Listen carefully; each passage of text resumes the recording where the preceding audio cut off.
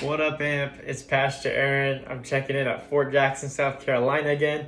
I got 2 more weeks till I'm done and I get to go home. And I'm so excited because I'm so tired of staring at a screen and having nobody engage with me or talk back when I make these recordings.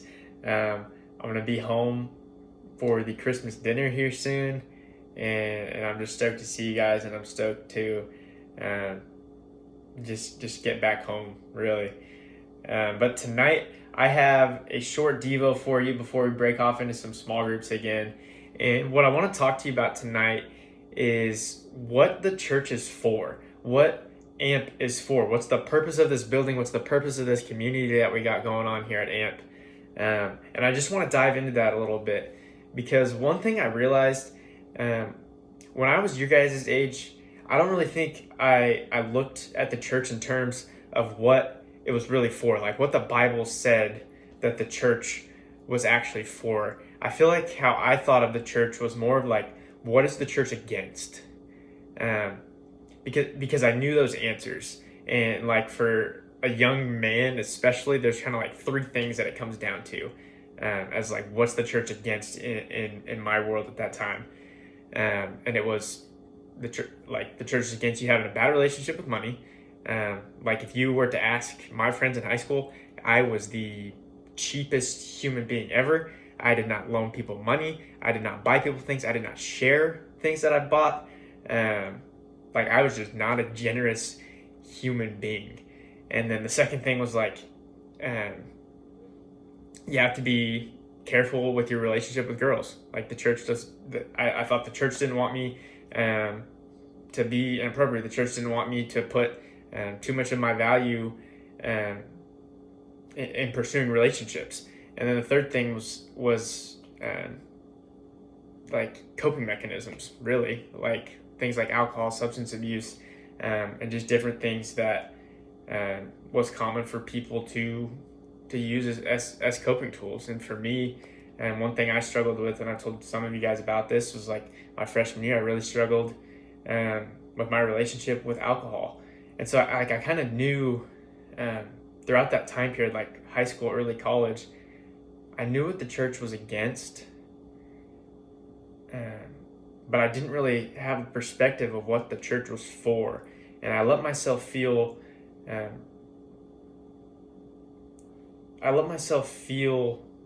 really negative about myself, like I was a failure, like I was letting the church down, and that I should be ashamed because I was letting the church down when I failed at some of those things that I felt like the church was telling me was wrong. And it wasn't until I really sat down and thought about like, what is the church really for, that I had this big transformation in just the way I view God and the way I viewed my faith. Because honestly, the church was not the one that was against me in that situation. Like the church wanted to be there to support me. They wanted to be there to help me, to lift me up, to encouraging me. But I was letting myself believe that because I wasn't meeting those expectations that I placed on myself, that I was a failure to the church, and that's not what the church is for. So I want to dive into the book of Acts, and it's a really short verse. Like I can really sum this up into what the church is for by looking at one simple verse, and it comes from Acts chapter 2, verses 42, and it says this. It says, they devoted themselves, this is talking about the church, they devoted themselves to the apostles' teaching and to fellowship, to breaking the bread, and to prayer. And it gives those four simple things that is describing, this is what the church is for. This is my desire for the church. Share teachings with one another, be in fellowship with one another, break bread with one another, and pray together. Those are the four things. And what's interesting about those things is they're all reciprocal actions. And what reciprocal means is that it takes both people participating in order for that to work. Like learn from one another's teachings. That means like you have to teach me things and I have to teach you things. Fellowship, that can literally be anything. Like that's just anything that you're willing to invite somebody into your life to do with you, to do life with you, and interact with each other. Like I didn't even realize this, but it can be as simple as going to the grocery store. Like my youth pastor picked me up and we went to Winco, like randomly, quite often, and it was just a time for us to talk, to have that fellowship, to engage with one another, to build each other up. And then the breaking of the bread together, it literally means just to eat a meal together. Like you guys have no idea how much I miss going to Chicken Bones with my people.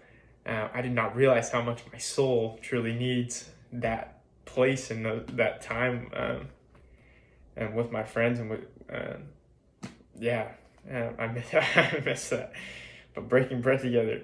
And then the last one is pray together. Just telling someone what you're thankful for, letting them tell you, telling someone what you're struggling with, letting them tell you, and then being able to lift that up to God together and encourage one another and give each other fresh perspectives on those situations. I think one thing that's been really hard for our generation in particular is we kind of live in a time where the world is telling us that community isn't a necessity, that it's an option for us, that we kind of get to choose whether we have community or not. And that's not how it was back when this stuff was written. Back when this was written, the church was really just it wasn't even a building, it wasn't a structure, it was in people's houses. Like referring to the church was referring to really just a group of people that you hung out with. It was like your friends, your family, it was your community, and you took that wherever you went. You took it to your house, you took it wherever, and that was just a part of life. And back then, they didn't have all these pressures around them telling them where their identity should be, who they should be, what they should believe. They didn't have all these outside sources. What they really leaned on to learn anything about life, to learn anything about their identity, was their community. They had the people next to them on their left and their right. They had their friends, their family, and those were their only influences.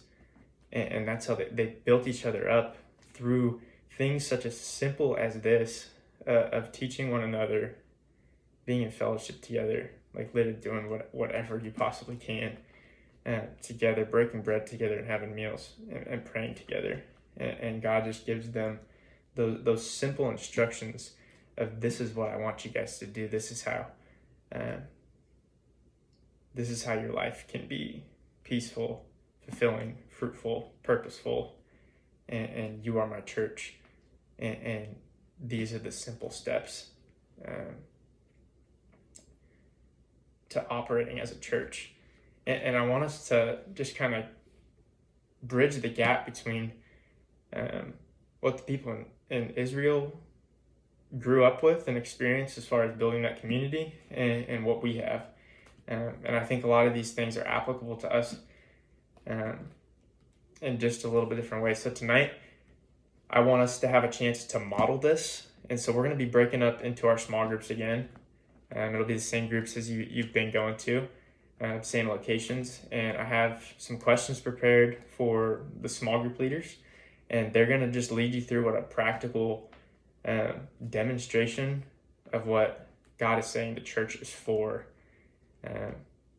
in this book. And so I'm going to pass it off to Jenny. She's going to break you guys down into small groups. And I hope you just enjoy the conversation and really get a better sense of what the church is for, what this community is for, how you can love other people, receive love, how you can serve other people and be served through this. So I love you guys. I'll see you in 2 weeks and talk to you soon.